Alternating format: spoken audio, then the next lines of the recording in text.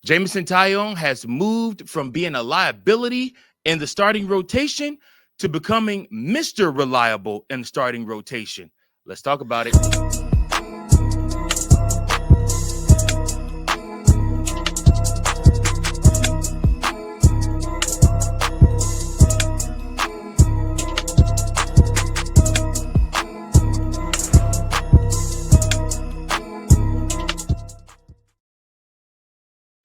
Welcome in, everybody, to another episode of Chicago Cubs Central, your number one spot for all things Chicago Cubs. Listen, guys, Chicago Cubs do what they do. That's right. They take advantage of the teams they're supposed to beat. Jameson Taillon is your pick to perform player of the game. That's right. We're hitting it off early. It is Jameson Taillon. He improves his record to 7-3 on the season. Only 3 losses under J-Mo this year, man. He has been Mr. Reliable for the Chicago Cubs. Jameson Taillon pitched in this game 6 1/3 of an inning, 4 hits, 2 earned runs, 2 walks, 7 strikeouts on 92 pitches, 57 of those being strikes. His ERA is 3.48. And then, of course, we had to keep it with the same amazing bullpen. We did see Brad Keller, we did see Dane Palencia, and we saw Ryan Presley close the game for the Chicago Cubs. Brad Keller came in, pitched the end of the 6th inning, did not allow a hit, did not allow a run, 1 walk, 2 strikeouts on 16 of 7 pitches. 1.95 is his ERA. And then Daniel Palencia improving his ERA even more. We pitched the 8th inning. 0 walks, 0 earned runs, 0 hits, 1 strikeout, 15 of 11, and his ERA is now 1.88. And of course, Ryan Presley closes this game out for the Chicago Cubs. He allowed 0 hits, 0 earned runs, 0 base on balls, and of course, 0 strikeouts. Got everything out throughout the side, and he did that on 6 pitches, with 5 of those being strikes. His ERA has dropped tremendously all the way down to 3.81. Guys, in this game, we have to talk about Jameson Taillon. And I'm a person that has been very, very hard on J-Mo throughout his time and his tenure in Chicago. This is the best version of Jameson Taillon that we have seen in a Cubs uniform. And I don't think that that's overreacting. I don't think that that's something that's super drastic. I think that that is right on course for this season. This is the best version of Jameson Taillon that we have seen. He has command of his fastball. His slider looks good. And then, of course, he has now worked in a changeup. And it's a different type of changeup. And they were talking about that. The way that you hold the ball, it curls differently. And that change of pace ball that he is throwing is really working for him. And he's starting to trust in it and use it more. Jameson Taillon is becoming a dangerous pitcher for the Chicago Cubs. And I mean, just call a spade, guys. He is one of the reasons why the Chicago Cubs improved their record to 42-27 on the season, leading the National League Central. Of course, we did also have to score in this game, and we got our runs from who else? Pete Crow-Armstrong homered tonight to right center. Kyle Tucker scored off of that home run. And then, of course, in the 6th, anything you can do, I can do better. Seiya Suzuki homered to left, 379 feet. Those two really, really enjoy playing with each other. And you can tell that there's a real infatuation there between those two, and they really enjoy playing with one another. There's a real love right there for the game. I think PCA lifts Seiya Suzuki's spirits. I mean, if you notice, Seiya Suzuki kind of looks like he's pretty much downtrodden all the time. But when he's out there with someone like PCA, I mean, PCA just brightens up his day. He's always smiling. They're always laughing. You know, like I said, they have their own little special handshake and everything like that. And these two are literally battling right now. PCA does lead the team in home runs with 18, but Seiya Suzuki is right behind him with 17. And again, like I said, these two just seem like they're just having a blast being ball players for the Chicago Cubs team that is winning, the Chicago Cubs team that is succeeding. And good on them.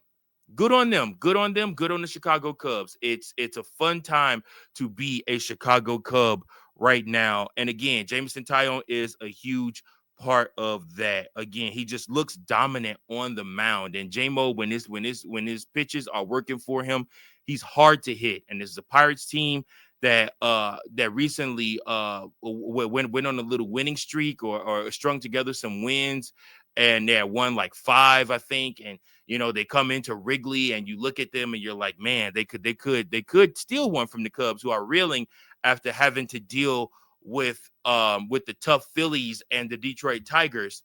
But no, the Chicago Cubs came into this game and they handled business. The Chicago Cubs did what they needed to do.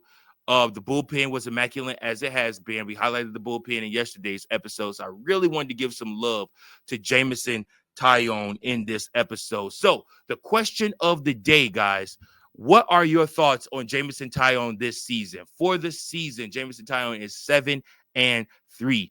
I don't think he's ace potential, but he definitely deserves a pat on the back for being a stalwart in the middle of this pitching rotation, and being somebody that can come in and, for the most part, lock down games for the Chicago Cubs.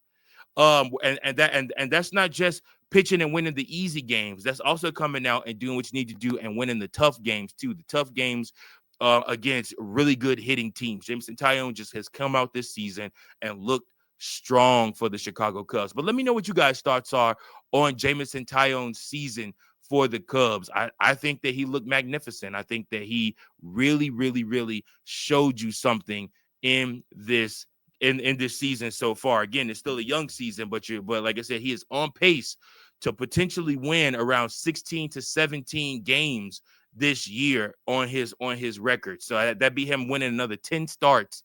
And that itself would be amazing. Once again, y'all, I'm telling y'all, we are seeing the best version of Jameson Taillon. I think he started to put it together last year. He started to realize towards the end what he could be. And then he went this offseason. And all offseason, we watched Jameson Taillon. I don't know if you guys did, but he went to one of those special camps, and he worked all season long on different all off season long, all winter long, on different pitches and trying to figure it out. And I was of the mindset we were going to end up training J-Mo, to be honest with you. I mean, like I said, on the old channel, I talked multiple times about the potential of the Chicago Cubs trading Jameson Taillon and getting somebody else in return for him, or trading Jameson Taillon in order to he might need to trade Jameson Taillon to get Alex Bregman or something like that, or sign Alex Bregman, or make room for Alex Bregman. I think I was saying something like that. But anyways, but that's besides the point. Jameson, I'm so glad the Chicago Cubs did not listen to me, and they kept Jameson Taillon, because he has shown himself to be a rock in the middle of this pitching rotation and holding things down while Shota Imanaga is out, since we've lost Justin Steele, and until the Chicago Cubs are able to re-up at the trade deadline with better starting pitching. Again, like I said, he's just been one of those guys almost you could pencil in. Even if it isn't for a win, you could pencil him in at least to go 6, maybe 7 innings. He's done that in 6 of his last starts, went 7 innings or, 6 innings or more in last of his last 6 starts. That right there is dependable. That right there is something that is worth holding on to. And Jameson Taillon, thank you. Thank you for doing the work this offseason. And thank you for coming into this season being ready to pitch. And thank you for being ready to play ball. And he has looked really, really good. The last 2 months, Jameson Taillon has looked really, really good. So tell me what you guys' thoughts are on J-Mo. Let me know what your thoughts are. Again, like I said, Chicago Cubs still do have things they need to work on. Like I said, but Jameson Taillon is not one of them, actually. And that's surprising to me. I really thought that we would see up and down J-Mo all season long. But so far, for the past 2 months, he's looked magnificent.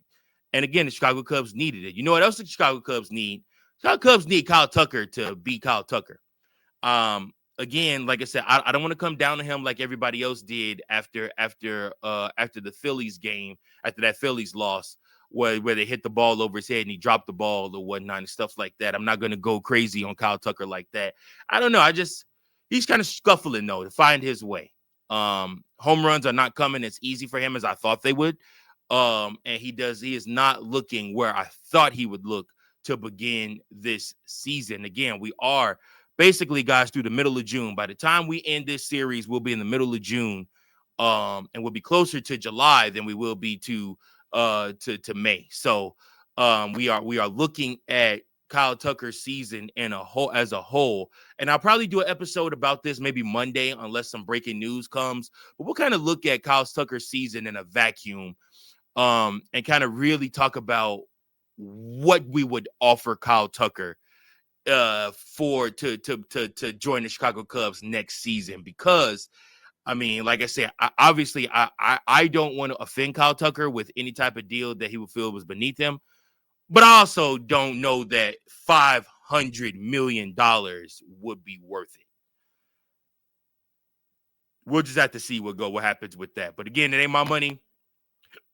It's Ricketts' money, and he'll do with it what he wants. But the Chicago Cubs do pick up a victory, and every single time the Chicago Cubs pick up a victory, y'all, you know it, you guessed it, you bet it. We throw up and fly the W. We celebrate the Chicago Cubs, and another victory. Fly the W, guys. I appreciate each and every last one of you. Your pick to perform player was Jameson Taillon, who had 6 strong innings, almost went 7, but got into a little bit of trouble in that 7th inning and had to be relieved of his duties. However, the Chicago Cubs do still pick up the victory over the Pittsburgh Pirates, 3-2. Tomorrow's game, we see that man, that made man, Paul Skeens. He will be pitching for the Pirates. He'll be going up against the Chicago Cubs newcomer, Cade Horton. The Chicago Cubs against Skeens. Last time they saw Skeens at Pittsburgh, actually they tuned him up. It was close to like the 6th or 7th inning, and I think they tuned him up and got a couple runs off of him, or at least hit a home run off of him and sent him out the game. So Paul Skeens will be looking for retribution tomorrow against the Chicago Cubs. Lineup better be ready for that game. That's a 1:20 start. Cade Horton also better have his best stuff tomorrow. Cade Horton is 3-1 with the 4.11 ERA, 4.11 ERA. He has pitched 30 innings. Paul Skeens is 4 of 6 with a 1.88 ERA, 0.84 WHIP, and he has pitched 91 innings so far. So we will have to see what's to come for these two pitchers, these two young studs. But tomorrow's game will definitely be a good matchup. If the wind's blowing out and the Cubs can get a hold of one, they can do some damage against Skeens. But also, you have to look at Brian Reynolds, O'Neal Cruz, and Andrew McCutchen, as all 3 of those guys could potentially have success against Cade Horton. We will just have to see what happens and what comes of it. But once again, I appreciate each and every last one of you for tuning into this episode. Make sure you leave a comment below. Let me know, what are your thoughts on Jameson Taillon so far this season? What grade would you give Jameson Taillon's season so far? I'm leaning so far towards an A- for Jameson Taillon. He has been on point for the Chicago Cubs. He's had a couple slip-ups, but for the most part, you've been able to pencil in a W anytime Jameson Taillon's name is up to pitch. And that right there is what the Chicago Cubs have needed this season. Whether he's had the run support or whether he's had to hold with 1 run or 2 runs, Jameson Taillon has been able to do what he needs to do this season. And hey, that's all you can ask of out of your starting pitchers. I appreciate you guys so much. Make sure you tune in tomorrow for another episode of Chicago Cubs Central. Remember to like, share, subscribe. Thank you for joining us. Leave a voicemail at 217-816-5498, or you can email me at cubsbaseball1992@gmail.com. Until next time, go Cubs, go. Thank you for watching another episode of Chicago Cubs Central, the #1 spot for all Chicago Cubs content. Remember to like, share, subscribe for more Cubs content.